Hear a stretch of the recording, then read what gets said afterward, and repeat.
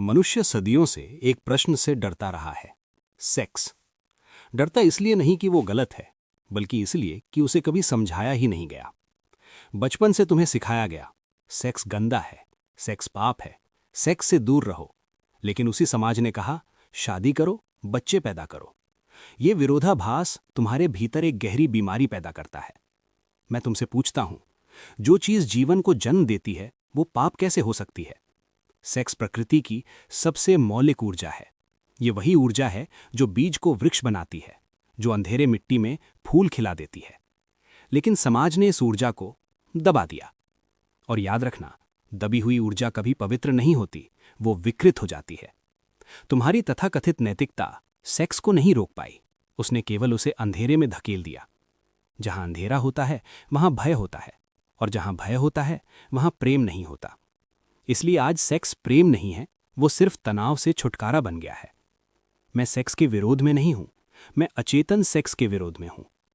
जब तुम बिना होश के सेक्स करते हो, तब तुम उसका गुलाम बन जाते हो, और जब होश के साथ करते हो, तब वो तुम्हारा ध्यान बन जाता है। समझो इस बात को, जानवर सेक्स करते हैं, लेकिन उन्हें अश्लीलता नहीं होती। क्यों? क्योंकि उनके मन में अपराध बोध नहीं है। अपराध बोध मनुष्य की देन है, प्रकृति की नहीं। तुम्हें सिखाया गया काम वासना बुरी है, लेकिन उसी काम वासना से तुम संसार में आए। ये शिक्षा झूठी है। मैं कहता हूं, सेक्स को दबाओ मत, सेक्स को जानो। सेक्स में पूरी तरह उपस्थित हो जाओ। उस क्षण में ध्यान रखो अपनी सांस, अपने शरीर, अपने भाव। धीरे धीरे तुम पाओगे, सेक्स बदल रहा है।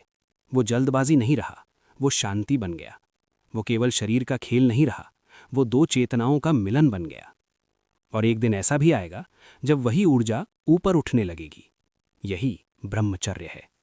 ब्रह्मचर्य का अर्थ सेक्स से भागना नहीं है। ब्रह्मचर्य का अर्थ है ऊर्जा का रूपांतरण। जो व्यक्ति सेक्स से लड़ता है, वो कभी मुक्त नहीं होता। और जो व्यक्ति सेक्स को समझ लेता है, वो उससे ऊपर उठ जाता है।